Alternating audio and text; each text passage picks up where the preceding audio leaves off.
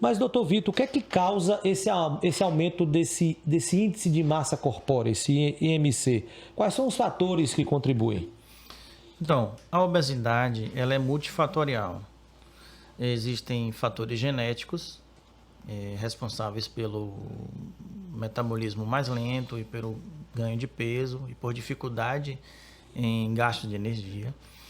Existem patologias que levam a essa lentificação do metabolismo e, consequentemente, ganho de peso. E os hábitos de vida, que estão diretamente relacionados a esse aumento do peso e, consequentemente, do IMC. O tipo de alimento que você come, a quantidade que você come e o quanto que você gasta através de atividade física e através da sua rotina do dia a dia. Então, quando você passa a ter um excesso de peso, você precisa encontrar qual é o motivo para que aquilo esteja acontecendo. E aí você precisa, através de uma avaliação e através dos seus hábitos, observar em que local, em que ponto que você pode estar negligenciando e, consequentemente, aumentando o seu peso. Essa pecha que é dada por algumas pessoas que, olha, o gordinho, o obeso é porque é preguiçoso, é desleixado, não cuida da saúde. A gente coloca a coisa dentro desse rótulo mesmo. O que é que o senhor pode pontuar a respeito desses rótulos que muitas pessoas acabam tendo que enfrentar, né? Tem o diagnóstico e ainda tem o preconceito, doutor. Sim. Isso é uma realidade. Isso ocorre com frequência e, na realidade, isso é uma mentira, né? Cada indivíduo ele tem o seu metabolismo, ele tem a sua formação genética e ele tem os seus hábitos. Não é impossível você conseguir resolver e melhorar o seu peso. Basta você ter o acompanhamento adequado, você passar a ter o diagnóstico adequado. Muitas vezes a pessoa não sabe que tem uma patologia e muitos que conseguem por esforço perder e por algum momento estabilizam a perda de peso, precisam manter esse acompanhamento e procurar os especialistas adequados. Por se tratar de uma doença multifatorial, a obesidade ela precisa de um acompanhamento multiprofissional. Então, não só o médico, o cirurgião, mas o médico clínico também, o nutricionista, o psicólogo, porque muitas das patologias psicológicas cursam com uma compensação através do alimento e se você tem uma ingesta maior de alimentos e dependendo do tipo de alimento você vai tender a um ganho de peso maior. Então, é muito comum os pacientes nos trazerem essa situação de que são ditos como preguiçosos ou que não são capazes e a gente tenta conversar com eles e tentar esclarecê-los e ajudá-los nessa luta. Na realidade, a obesidade ela não tem cura, ela tem controle. A gente, mesmo o paciente operado, que a gente muda a conformação anatômica desse paciente, ele passa muitas vezes a comer ou tolerar menos alimento, ou muitas vezes a absorver uma quantidade menor de alimentos. Mas mesmo esse paciente, se ele não tomar cuidado, se ele não mudar hábitos e se ele não, muitas vezes, for ajudado, auxiliado por uso de uma medicação, ele pode tender a voltar a ganhar peso. Então a gente tem que, através das medidas que temos, clínicas e cirúrgicas e medicamentosas, a gente precisa deixar esse paciente ciente de que ele é capaz e de que ele precisa manter esse acompanhamento para um controle adequado do peso. Então, na verdade, eu lhe ouvindo aqui, doutor, esse bate-papo muito interessante, e aí eu peço a vocês aí que estão mandando mensagens, que realmente estejam aí atentos ao que o doutor Vitor está trazendo. O papel do seu papel vai além do fato de ser cirurgião, mas de tratar essa situação toda num contexto bem maior, porque eu observo que essa questão do preconceito que nós citamos muito mais incomoda a uma parcela considerável das pessoas que estão com sobrepeso ou com obesidade, muito mais o comentário das outras pessoas do que propriamente o seu físico, né? A sua silhueta. Elas se sentem piores pelos comentários e aí tomam a iniciativa muitas vezes de procurar um profissional para tentar resolver o problema, muito mais por esses comentários, né? Porque poderia viver normalmente a vida normal se não fosse esses comentários. Então, tem o aspecto da intervenção cirúrgica, que em alguns casos, e a gente vai falar sobre isso daqui a pouquinho, é necessário, mas tem também um apoio psicológico, um apoio familiar também importante dentro desse aspecto, né, doutor Vitor? Com certeza. A obesidade tornou-se uma endemia, né, mundial. E tem-se um percentual da população? No Brasil, a gente tem em torno de 25% da população adulta com obesidade. Isso nos estudos, dados de 2019. Um quarto da população? Um quarto da população. E acima do peso, já em torno de 60%, que é com sobrepeso. E a obesidade infantil tem vindo com tudo isso. Que esse é o grande alerta para toda a população, para nós que somos pais de jovens, crianças. O acesso a comidas e alimentos com a qualidade ruim, né? Muito açúcar, muitos doces, muitas gorduras nitrogenadas.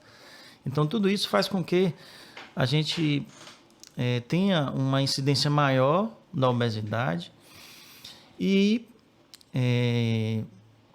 fazem com que as pessoas nos procurem como especialistas para tentar diminuir ou resolver essas questões. O que você comentou em relação a como algumas pessoas se sentem, eu conheço pessoas que são obesas, mas que se sentem muito bem com a obesidade e que não se incomodam. Porém, existe um padrão pré-determinado na sociedade, na rede. Isso com a rede social piorou muito, porque é a busca do corpo perfeito, né, da imagem perfeita, e às vezes essa pressão vem de fora, né, do externo, e acaba atordoando o indivíduo. E ele precisa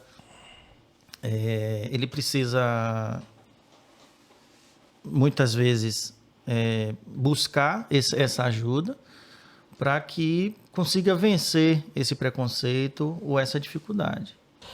Doutor Vitor, o senhor falou já nesse nosso bate-papo que a obesidade não tem cura. Isso acaba sendo um banho de água gelada para muita gente que está aí acompanhando e que pensa, né, em mudar o estilo de vida. Diz que o grande problema, na verdade, de você mudar o estilo de vida são os hábitos, né? Diz que o hábito é que faz o monge. É um ditado antigo e é verdade. Sim, é verdade. Né? O hábito é que faz o monge. Eu sempre costumo dizer, né, nas viradas de ano, que a gente estabelece datas. Nossa vida é feita de datas, né? Sim. Então, assim, a gente estabelece novos projetos a partir do dia 1º de janeiro. Só que esquece dos nossos hábitos que acabam muitas vezes atrapalhando as nossas mudanças, né? De costumes e de cultura. Sim. Então, obesidade, o senhor falou que não tem cura. Mas tem tratamento. Qual é o tratamento? O que é indicado para essas pessoas que sofrem com obesidade? Então, existem diversos tratamentos para obesidade e, de acordo com a avaliação inicial desses pacientes, a gente indica o tratamento clínico para a obesidade, que é mudança de hábito, dieta, acompanhamento nutricional, o acompanhamento psicológico, é o tratamento de escolha inicial. O paciente ele não chega no consultório e por ele ser obeso, ele tem indicação cirúrgica. Não, a cirurgia é um dos tratamentos para a obesidade que tem um excelente resultado quando bem indicado. Mas o tratamento inicial ele é clínico.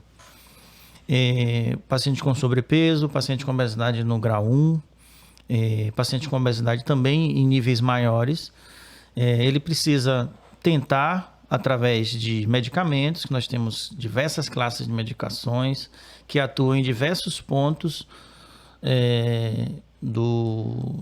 diversos fatores que determinam e que auxiliam no aumento do ganho de peso. Tem medicações que atuam no apetite, na saciedade, medicações que atuam no metabolismo dos açúcares, das gorduras, na questão da absorção, medicações que atuam a nível cerebral, no tratamento para compulsão, para ansiedade, na própria fome em si. Então, o tratamento clínico, que não é só medicamentoso, e aí vem a mudança de hábito que você falou, que tem que ter uma nutricionista acompanhando para que tenha um cardápio, uma dieta adequada, de acordo com o seu índice de massa. O acompanhamento psicológico para essas questões de ansiedade, de compulsão, de questões também de outros transtornos alimentares. E o acompanhamento clínico com o médico habilitado para estar fazendo esse acompanhamento e essa triagem laboratorial e do controle do peso. Quando o paciente ele já tem um índice de massa acima de 35, né, com doenças associadas ao excesso de peso, ele já tentou perder clinicamente, já fez uso de medicações, ele já tentou com atividade, ele faz atividade física muitas vezes, mas ele não consegue atingir o peso ideal por ele ter síndrome metabólica, por ele ter um metabolismo mais lento ou questões genéticas, nós indicamos o tratamento cirúrgico, né? E do tratamento cirúrgico, nós mudamos a conformação anatômica, né, desse paciente e fazemos com que ele coma uma quantidade menor de alimentos ou absorva uma quantidade menor de alimentos. E isso mexe com o metabolismo do trato digestivo, com alguns, vamos dizer, neurotransmissores, né, digestivos, que atuam diretamente ao nível cerebral, controlando também a fome, a saciedade e fazendo com que esse paciente consiga, de uma forma mais rápida, atingir o peso ideal. Esse paciente operado, ele precisa de uma manutenção pós-operatória. Não adianta simplesmente o paciente chegar, ser indicado a cirurgia, operar e seguir a vida. Esse paciente ele precisa manter o acompanhamento nutricional, manter o acompanhamento psicológico, o acompanhamento com o clínico e com o cirurgião. Por quê? Porque nós temos deficiências nutricionais, nós temos fatores compulsivos e psicológicos que podem perpetuar após a realização da cirurgia. Nós temos questões também psicológicas associadas ao desvio do prazer. O paciente que ele deixa de ter o prazer com o alimento, mas ele passa a ter prazer com outras coisas, né? E isso pode trazer repercussões para a vida dessa pessoa. Então, o acompanhamento psicológico é necessário. Além de deficiências nutricionais que podem ocorrer na decorrência da baixa absorção e da quantidade que se come. O resultado pós-operatório, ele é excelente. No paciente que ele é operado, que a gente opera, aqui na cidade nós temos uma quantidade grande de pessoas operadas e que estão satisfeitas. Acho que 100% dos meus pacientes aqui, acompanhados pela nossa equipe, estão satisfeitos porque eles